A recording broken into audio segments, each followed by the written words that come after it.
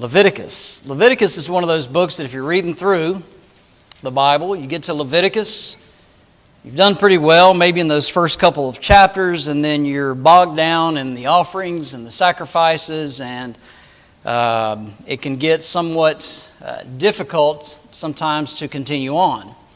But if you press through, it opens up a world of knowledge and background information when it comes to New Testament worship.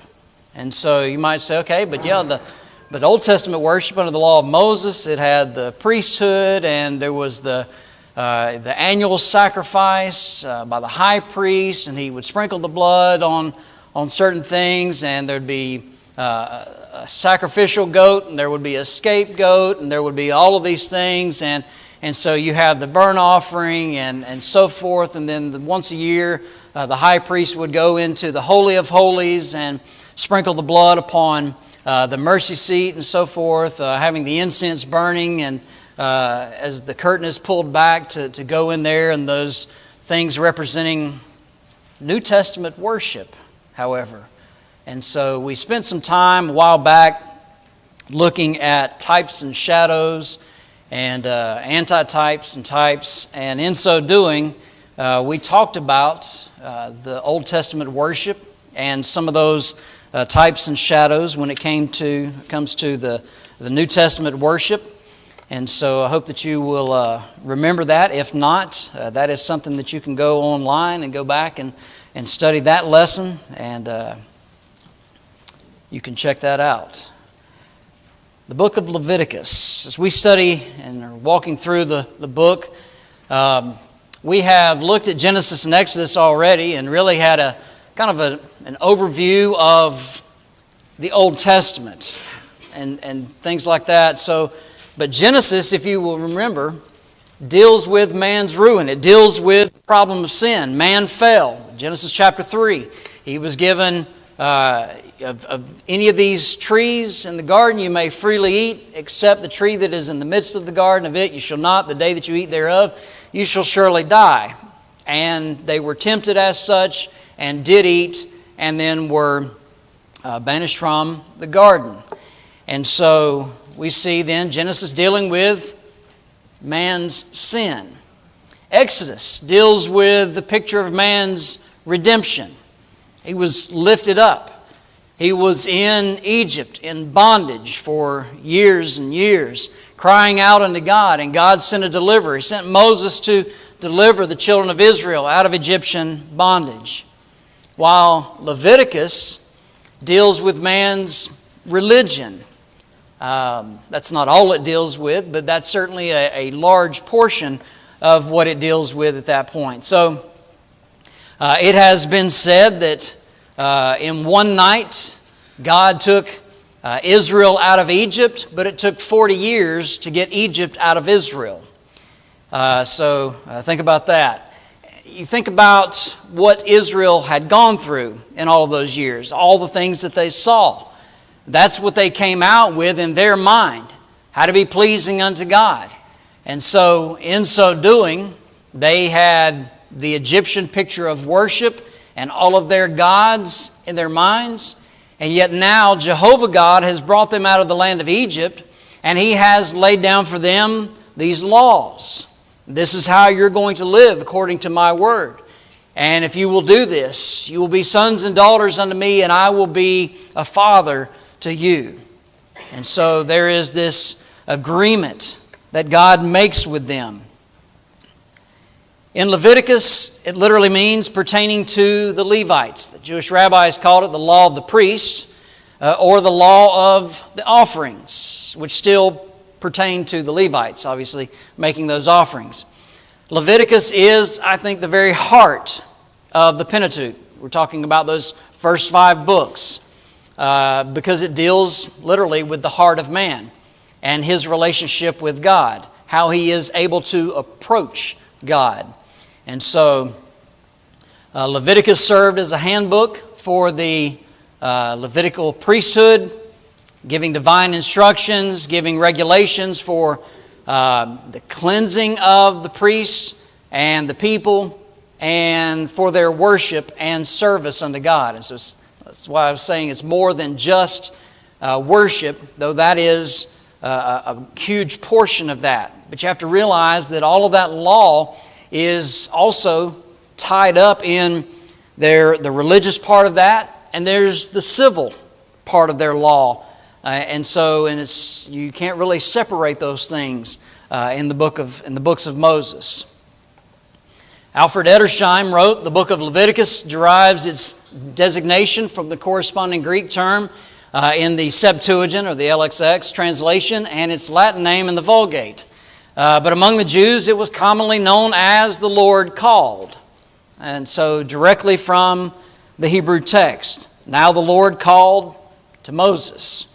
And so, which is very typical with the Hebrew Bible and how the Hebrews would have referred to their Bible and how they named it and made reference to it as such. And so that's how they would have known it, the Lord called. And so that's kind of interesting. It might be hard for us to put together a kid's song, right, to do the books of the Bible if we put together all the Hebrew names and what they refer to it as. That might be interesting. If somebody wants to take that on, I'll let you. And I'll let you lead it for the kids too, because I'm sure it'll be difficult. All right, so this book that pertains to the Levites, let's answer our questions. Who wrote it? We have shown very clearly that Moses is the author. Ultimately, God is the true author of these books, but He used Moses to write Genesis, Exodus, Leviticus, Numbers, and Deuteronomy. And so no big secret reveal here. This is the same thing that we've been talking about with these other books. And so the Pentateuch, again, the first 5 books are the books of law, the Torah, as the Hebrews would have referred to it. These are all written by Moses and referred to.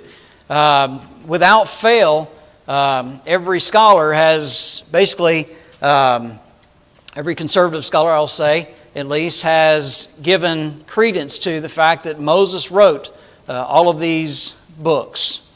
Moses literally means drawn from the water. Leviticus 27:34, Nehemiah 1:8. We're going to look at those verses here in just a moment. There's no other book in the Bible that contains more direct messages from God. 56 times in 27 chapters, you'll find the phrase, the Lord spoke, or the Lord said, or the Lord commanded. And so this is very clear. That this is from God. He is ultimately the author of these books. And so Moses was inspired of God to write these things. It's interesting, at least from my perspective in studying this, one of the things that stands out when you look at the books of Moses and you start looking at how they are put together, you'll see some phrases that stand out. And you're going to see several of those tonight, especially from Leviticus, and we'll try to cover as many of those as we can. But from Leviticus 27, verse 34, these are the commandments that the Lord commanded Moses for the people of Israel on Mount Sinai. And so again, this leads credence to the fact that Moses is here the author. From Nehemiah 1, remember I pray the word that you commanded your servant Moses, saying, if you are unfaithful, I will scatter you among the nations. And so this was in the rebuilding period after Israel has split into a divided kingdom, the northern kingdom taken off into Assyrian captivity and basically scattered among several different nations. They were never again faithful unto God. And then you have the southern kingdom, or the kingdom of Judah. And the southern kingdom, for a time, certainly of their 19 or 20 kings, you had not quite half of them that were faithful unto God. And you'll find that phrase that they served God after, as their father David had done so. And you see that continued lineage through the lineage of David. After they go into Babylonian captivity, eventually they get to come back, and Jerusalem is rebuilt, the temple is rebuilt, worship is restored, all of those things. Nehemiah comes on the scene, and this is after Jerusalem has somewhat been rebuilt, and again the temple has been rebuilt and worship has been restored, but the walls are still rubble around the city, and so there was no protection whatsoever. Nehemiah comes on the scene, to help remedy that very fact.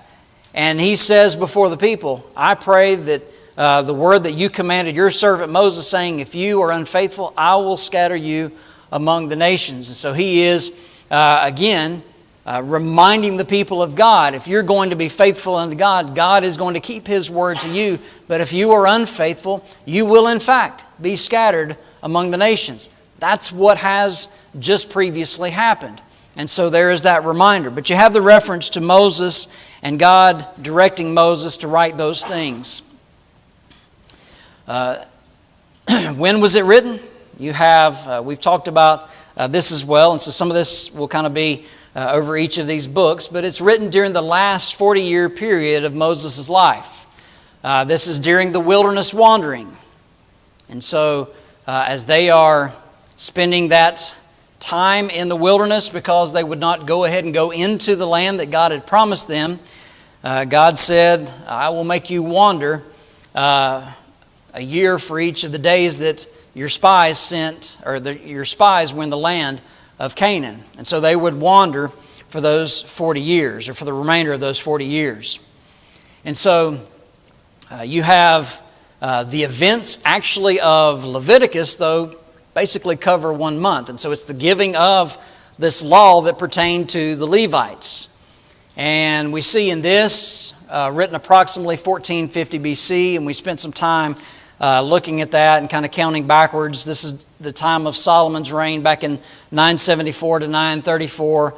And you have 1 Kings 6, verse 1. It came to pass in the 480th year after the children of Israel had come out of the land of Egypt, in the 4th year of Solomon's reign over Israel, in the month of Ziv, which is the 2nd month, he began to build the house of the Lord. So it gives us a time frame that we're able to walk backwards and look at those things, and it puts us back to around 1450 to 1420 BC, and hence the 1450 approximately given in the date.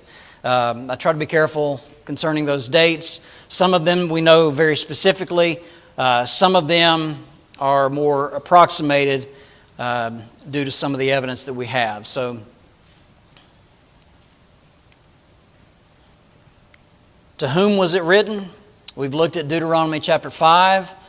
Moses very clearly says this is not written to an agreement with God with our fathers, but this is to us who are alive this day and our children. And so this was written to Israel, according to Deuteronomy 5, verses 1 to 3. Particularly Leviticus seems to obviously have that emphasis with the Levitical priesthood, and so we see this has that purpose in mind, that it was written to the Levitical priesthood. But this was something that all of Israel needed to know.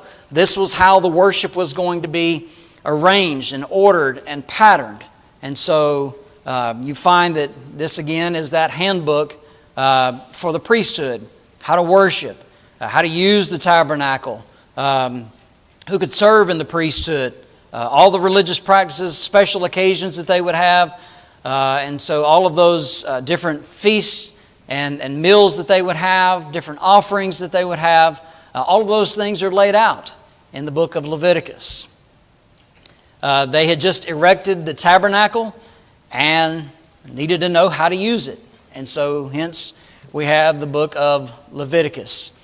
And so at the close of Exodus, you can go back and look. The tabernacle was being finished up, and the glory of the Lord filled the tabernacle. Exodus chapter 40 and verse 34. And so this is at the beginning of Leviticus. Here's God speaking from the tabernacle, delivering the Levitical code or the Levitical law. So why was it written? Very easily, it sequels Exodus, just as we just mentioned. You go from one scene to the very next, and so it just picks up on that. But it has a special purpose in mind, and that is instructions on how to be holy before a holy God. And so that seems to be the purpose. Let's get to some of our keys. Keys to understanding. You have key verses, key words, a key phrase, and I'm going to add this week a key thought. And so I wanted to put all those up there so that you can, if you're taking notes, you'll have those in front of you. Let's begin thinking first about a key thought. This idea of fellowship. Before, God had spoken from a distance. He had spoken to them, particularly He had spoken to Moses in the mount, at Mount Sinai. But now God is among His chosen people, and God has taken steps to restore man's fellowship with Him. Remember, we look at the book of Exodus as a book of redemption, or a book of deliverance. And so now that fellowship between God and His people. And of course, there's going to be, as God would have them move to yet another location, He would indicate that by no longer having His cloud over the tabernacle, but rather beginning to move as such, and they would follow. We have some key verses. Actually, before I get to the key verses, I'm going to get some key words and key phrases here, because these stand out to me. There's a couple things. You have the word holy 87 times in the book. And that pictured versus sin and uncleanness 194 times. And so sin or uncleanness, any of the derivatives of those words, 194 times. So you could see a picture of a holy God saying, this is how I want you to be. I want you to be holy and sanctified, set apart for worship and service unto me. And stay away from the practice of sin and uncleanness and all of those things. And you have to understand too, this is something that again they had seen in their lifetime, being in Egypt all of that time. I would say also you find the phrase the Lord spoke or the Lord spake 56 times. And so that seems to be, that certainly stands out. There's some other words and phrases. The word blood, as it pertains to a cleansing, is used 89 times. The word atonement, or at one, if you think about it that way, at one with God, is used at least 45 times that I could find. You find the phrase, I am the Lord your God, 21 times. And so there are several keys. And to me, that helps us in unlocking what the book is really about. Because again, it's a book that is sometimes difficult to just sit and read through. But if you have an idea of some of those things as you're looking through that, as you are reading through and you read the Lord spoke and you underline it, it's going to stand out to you. Or you see the word, I am the Lord your God. And that's why I say again, the key thought has to do with that fellowship that now God has with His people. There are some helps, things that I think are helpful in reading through and studying the book. Don't read it as a history book. Remember, it was a handbook. And so you kind of have to think of it like that. Some of you probably have had maybe even a Bible handbook.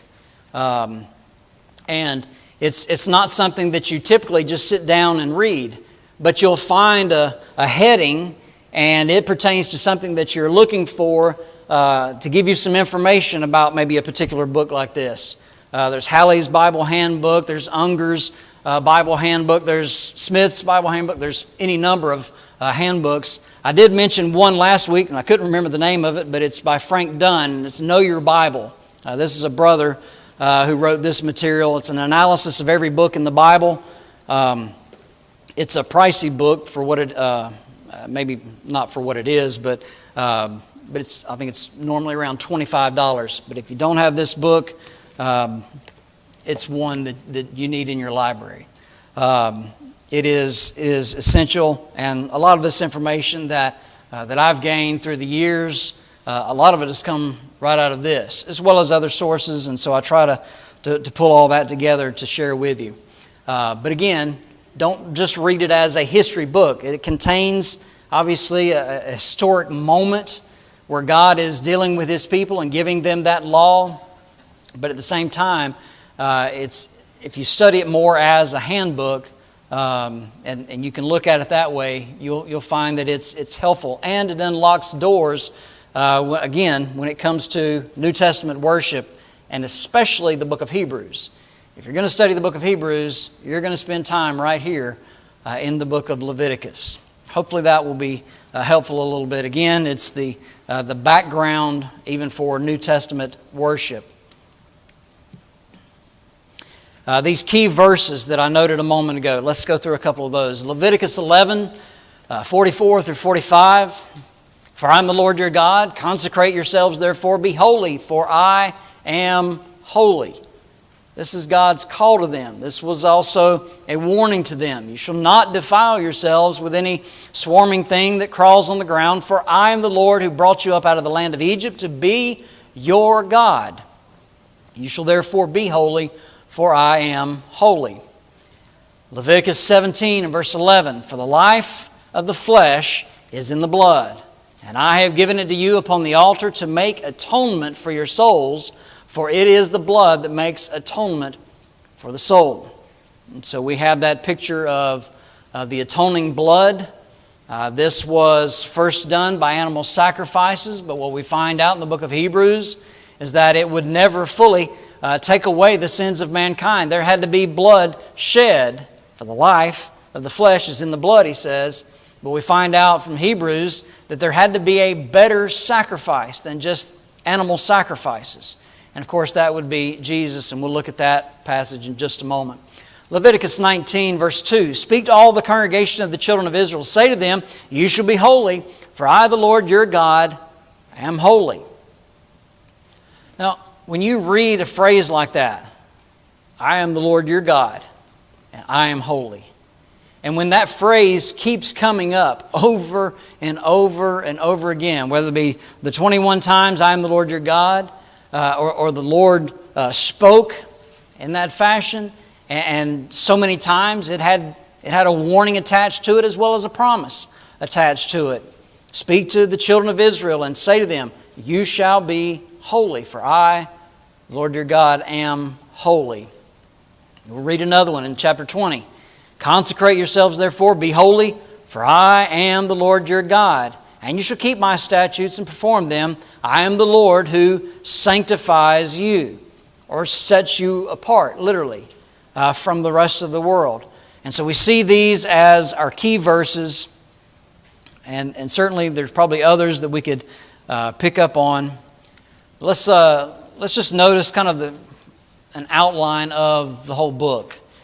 You have the first 10 chapters deal with how to approach God, how to come to God. And so you have those sacrifices that are listed there, the offerings that are listed, the burnt offerings, meal offerings, peace offerings, sin offerings, trespass offerings, the laws regarding all of those offerings, and then that it was going to be done through the priesthood, chapters 8 through 10. So this is how they were told that they could approach a holy God. Now, how then to stay with God, how to be separate from the rest of the world is the rest of the book. And so not only then do you have the idea of sacrifice in the first 10 chapters, but even separation in the last half of the book. You have chapters 11 through 27, really more than half of the book. Be pure in body and be pure in your soul. And so those are things that stand out to me. Sometimes when people are being critical of the Bible, or maybe critical of us, and maybe how we teach the Bible, some might say, well, you don't believe in the Old Testament at all, and you don't believe in those things. But what the Old Testament does for us, and I believe particularly the book of Leviticus, it sets up for us how we commune with God, how we fellowship with God, and how we're able to worship God, and how we serve God every day of our life. That is seen throughout the book of Leviticus. And so it's folly to say that we don't believe in the Old Testament. We know that we're not under the Old Testament by way of authority, but we learn great lessons from it. Romans 15 and verse 4, 1 Corinthians 10 verses 1 through 4 as well make that point very clear.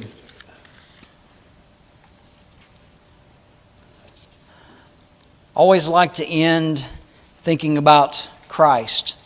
and how we see Christ in the book of Leviticus. He is our high priest. Let's go to the book of Hebrews. Hebrews chapter 4.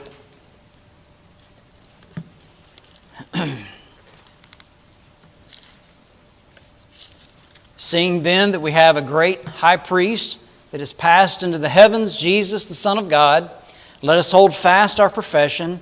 For we have not an high priest which cannot be touched with the feeling of our infirmities, but was in all points tempted like as we are, yet without sin.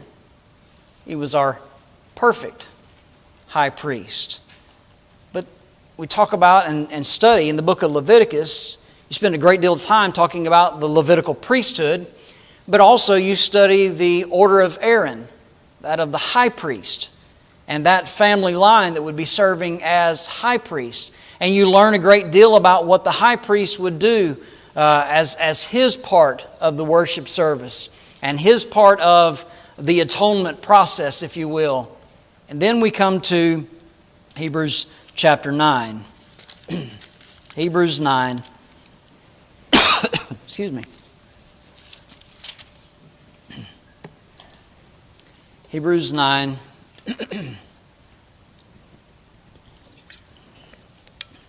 Let's begin reading in verse 18 down to the end of the chapter. Whereupon neither the first testament was dedicated without blood. For when Moses had spoken every precept to all the people according to the law, he took the blood of the calves and of the goats with water and scarlet wool and hyssop, and sprinkled both the book and all the people, saying, This is the blood of the testament which God hath enjoined unto you. So this is a picture of that old law and that old process done by the high priest. Moreover, he sprinkled with blood both the tabernacle and all the vessels of the ministry. And almost all things are by the law purged with blood. And without the shedding of blood, there is no remission. It was necessary. And this is where you begin to see the shift or the point that is made by the Hebrews writer. It was therefore necessary that the pattern of the things in the heavens should be purified with these. So there's a pattern. There were those things that were typifying something that was yet in heaven. But the heavenly things themselves have to have better sacrifices than these, he says. For Christ is not entered into the holy places made with hands, which are the figures of the true, but into heaven itself, now to appear in the presence of God for us, nor yet that he should offer himself often, as the high priest enters into the holy place every year with the blood of others. And so this comparison is made between the old law and what the priesthood and what the high priest would do under the old law, entering in once every year with the blood of calves and goats, and to do so with their sacrifices, then to enter into the Holy of Holies and to sprinkle the blood on the mercy seat and so forth. But he says, for then must he often have suffered since the foundation of the world. So Christ didn't have to do that. But the Old Testament high priest did. But now once in the end of the world hath he appeared to put away sin by the sacrifice of himself. Not only is Christ our high priest, but he is the sacrifice of the high priest. And as it is appointed unto men once to die, but after this the judgment. So Christ was once offered to bear the sins of many, and unto them that look for him shall he appear the second time without sin unto salvation. The book of Leviticus opens up for us a world of understanding of our New Testaments, and maybe in particularly the book of Hebrews, because there's so much compared to that old law. But I would say that it opens up for us, hopefully, as you study the book of Hebrews, it will open up for you, as well as it has for me, an understanding of how we approach God, with what kind of attitude, with what kind of sacrifices. It's the fruit of our lips. It is always and has been always one that is from the heart. He is always one of the heart of his people. And the book of Leviticus, I think, is the heart of the books of Moses. And it shows why. Because this is how you're going to approach a holy God. You will be a holy people. Now, He can make you holy. And He has already given that sacrifice that we've just looked at through Jesus Christ. He has made all of that possible so that we can be a holy people, sanctified, set apart unto God's holy service.